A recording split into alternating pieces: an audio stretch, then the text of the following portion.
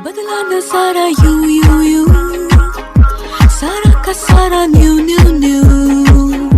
मैं हैप्पी क्यों क्यों क्यों मैं बिजी हूँ धीमे धीमे स्लोली I'm learning सीखूं नई ज़ुबान धीमे धीमे स्लोली I'm learning सीखूं नई ज़ुबान। हेलो नमस्ते। उड़ान शिक्षा केंद्र द्वारा प्रस्तुत कार्यक्रम इंग्लिश विंग्लिश में आप सबका स्वागत है। इस कार्यक्रम द्वारा हम आम बोलचाल की अंग्रेजी भाषा सीखने और बोलने का प्रयास करेंगे। इस कार्यक्रम का उद्देश्य यानी ऑब्जेक्टिव है कि हम अपनी बोलचाल में अंग्रेजी भाषा यानी इस लैंग्वेज को सही इस्तेमाल करें।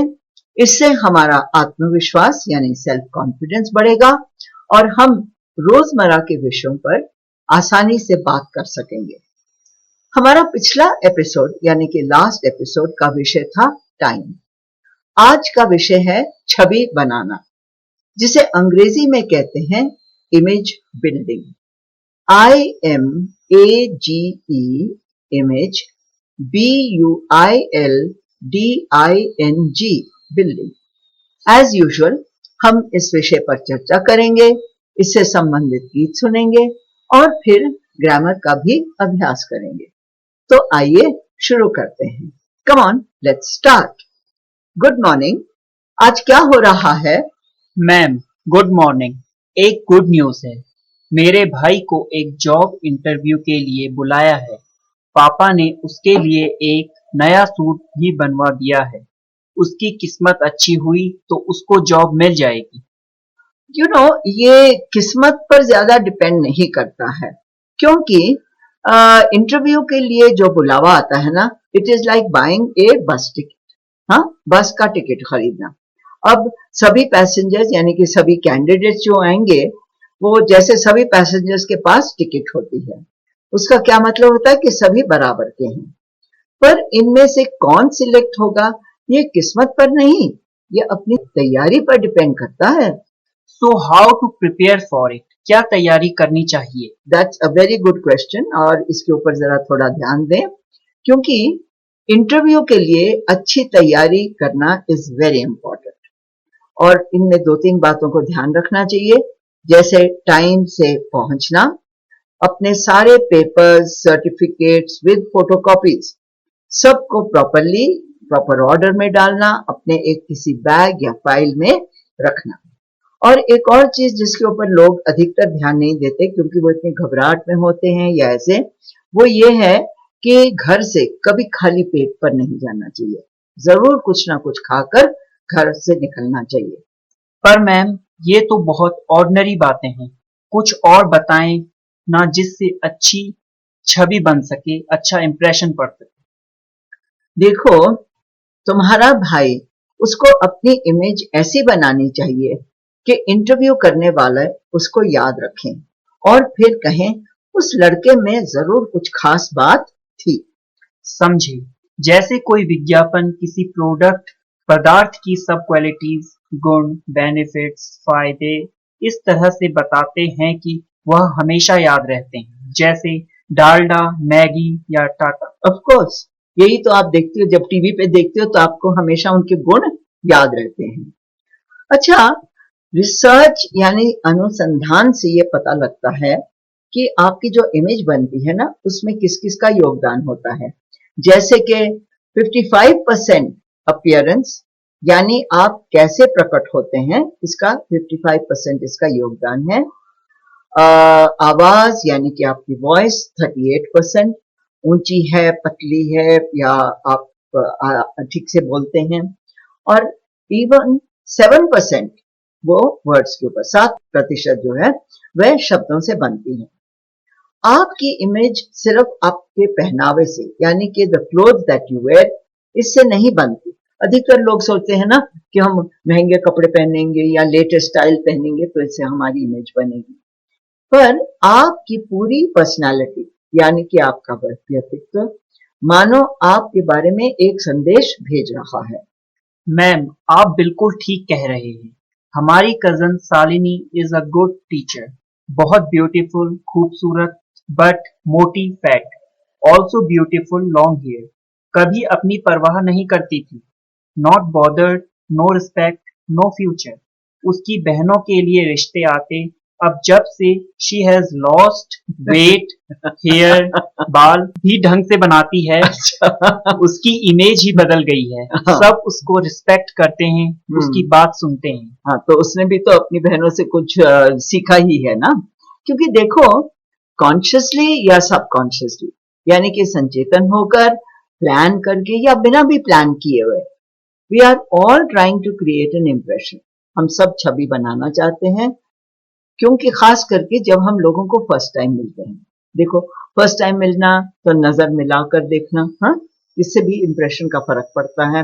हमारी स्माइल, हम किस तरह से स्माइल करते हैं, हमारा पोस्चर, यानी कि हमारा चाल ढाल द्वारा, हाँ, इसका अगर एक बेस्ट एग्जांपल मैं आप सबको देना चाहूँ, तो वो ये है कि शादी के समय में जब लड़के वाले आते हैं ना, हैं, लड़की को देखने के लिए, तो सब अपने बेस्ट इंप्रेशन क्रिएट करने की कोशिश करते हैं।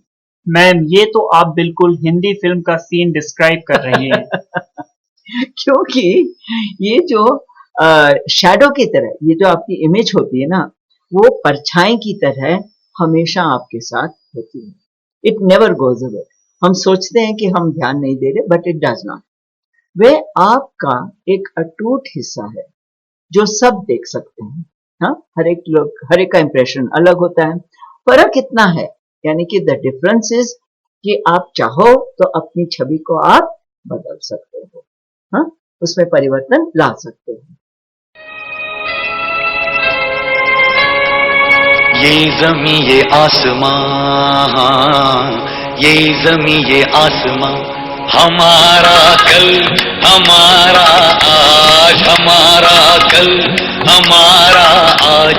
बुलंद भारत की बुलंद तस्वीर, हमारा बजाज, हमारा बजाज, हमारा बजाज।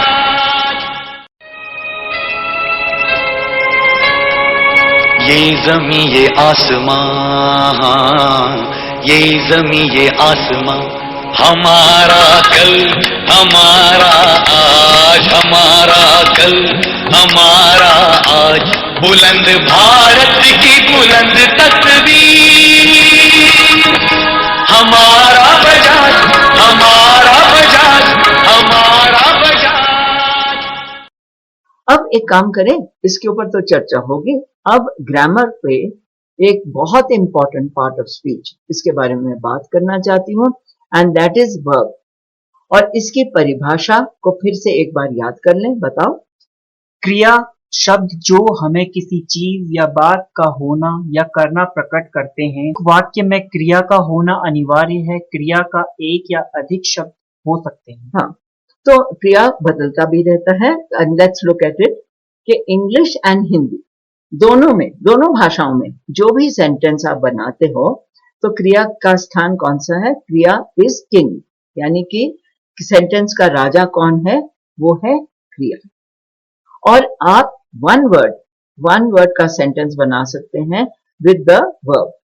फॉर एग्जाम्पल, सपोजिंग आप ये वर्ड यूज करते हो स्टॉप, हाँ, तो इससे एक पूरा सेंटेंस बन गया ना। ये वन वर्ड सेंटेंस किसी और वर्ड यानी कि किसी और अलंकार से नहीं बनता। अब तुम भी मुझे कुछ एग्जांपल्स बताओ। मैम, STOP स्टॉप यानी कि रुको, GO गो यानी कि जाओ, COME कम यानी आओ, और LISTEN लिसन यानी कि सुनो। यू आर राइट, ऐसे और भी शब्द हो सकते हैं। तो सिर्फ by using this one word come, हाँ, आपने पूरा मीनिंग कन्वे कर दिया। इसका एक और उदाहरण मेरे को ख्याल आता है, विच इज के शहरों में आप ट्रैफिक लाइट्स देखते हो ना, है, तो जब रेड लाइट होती है तो वो आपको किस वर्ड का संकेत दे रही है? रुको, हाँ, यानी कि स्टॉप। ओके, तो एक वर्ड से ही उसका पूरा मीनिंग क्लियर हो जाता है। तो अब ऐसे करते हैं, 3 कॉमन वर्ब्स के द्वारा, जिनके द्वारा कोई एक्शन या कोई स्थिति प्रकट होती है, इसके कुछ वाक्य बनाओ। यू मीन किसी क्रिया का होना या करना। Verb to be. He is watching TV. वह टीवी देख रहा है। Small fish are eaten by big fish. बड़ी मछली छोटी मछली को खाती है। Verb to have. I have finished my homework. मैंने अपना होमवर्क खत्म कर लिया है। To do. I do not like you. मैं तुम्हें पसंद नहीं करता। Do you want some coffee? आपको कॉफी चाहिए? I do want you to pass your exam. मैं नहीं चाहता कि तुम इम्तिहान पास करो। He speaks faster than she does. वह उससे अधिक तेज बोलता है। देखो सभी अलंकारों से verbs are very special हैं क्योंकि वे अपना रूप बदल लेते हैं। जैसे कि जब टेंसेस बदल दिए, अभी आपने जो एग्जांपल्स दिखाए ना, तो उनके प्रकार भी बदलते रहते हैं और अधिकतर इनके 5 प्रकार होते हैं। मैं वर्ब बोलूंगी और तुम उन पर वाक्य बनाना। मैं वर्ब ले रही हूं टू वर्क यानी काम करना। I am going to work. मैं काम करने जा रहा हूँ। फिर work, I work in an office. मैं एक ऑफिस में काम करता हूँ। Works, He works in a shop. वह एक दुकान में काम करता है। Worked, She worked in a school. वह एक स्कूल में काम करती थी। Working. I am working today. मैं आज काम कर रहा हूँ। हाँ, गुड। देखा ना तुमने, काल के अनुसार हाँ वर्ब्स की वो परिवर्तन भी उसमें आता रहा जो औरों में नहीं होता है। आपका मतलब है कि other words, adjectives, adverbs, prepositions आदि do not change in form. अपना रूप नहीं बदलते। That's correct. बट नाउन्स में कभी सिंगुलर और प्लूरल फॉर्म्स हो सकते हैं। अब वर्ब्स की बात अगर हम जारी रखें तो एक और किस्म के वर्ब्स होते हैं जिनको हम मॉडल वर्ब्स कहते हैं। मॉडल मॉडिफाई करना यानी कि परिवर्तन लाना। हाँ, उस मेन वर्ब को परिवर्तन लाना। तो उसके अगर हम कुछ उदाहरण के शब्द लें तो जैसे कि अगर मेन वर्ब आपका हो गया can, can could, may might, will would, हाँ शैल शुड, इसकी भी कुछ हम प्रैक्टिस अभी करते हैं। जैसे कि अभी मैं सेंटेंस बोलूंगी, तुम उनमें बताना, अनुवाद करने के बाद बताना कि इसमें मॉडल वर्ब कौन सा था। My sentence is I can't speak Chinese. मुझे चाइनीज नहीं आती। तो मॉडल वर्ब कौन सा हो गया? Can. Okay. Jaya may arrive late. Jaya शायद देरी से आई। मॉडल में। Would you like a cup of coffee? तुम कॉफी पियोगे? तो मॉडल वर्ब हो गया would. Good. You should see a doctor. तुम्हें डॉक्टर को दिखाना चाहिए। Model verb should. I really must go now. मुझे अब जाना चाहिए। मॉडल वर्ब कौन सा हुआ? Must. Okay, that's good. Ma'am आज यहाँ कार्यक्रम एंड करें। क्यों, थक गए? ओके, अच्छा, पर कार्यक्रम खत्म करने से पहले बताओ कि तुमने आज शब्दों के पिटारे में कौन से शब्द डाले हैं? IMPRESSION impression. इम्प्रेशन यानी छाप या प्रभाव। PERSONLAALITY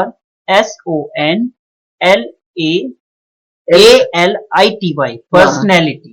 पर्सनैलिटी यानी व्यक्तित्व। ओके। SHADOW shadow. शैडो यानी परछाई। Okay, very good.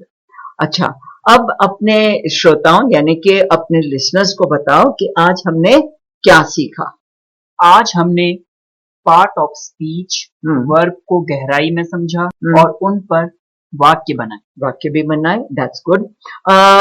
देखो याद है मॉडल वर्ब्स को भी हमने पहचाना था। हाँ। है ना, वर्ब्स में हमने मॉडल वर्ब्स भी पहचाने थे। और लास्ट वाक्य कौन सा था, मतलब लास्ट एक्सरसाइज हमारी कौन सी थी? Same sounding words. हाँ, डिफरेंट स्पेलिंग एंड मीनिंग। हाँ, तो अंत हमने उस पर किया था। गुड। तो अब ऐसे करते हैं कि अपना कार्यक्रम यहीं समाप्त करते हैं, अपने श्रोताओं से विदा लेते हैं और कहेंगे रोज मिलेंगे सुबह शाम। सुनना ना भूलिएगा।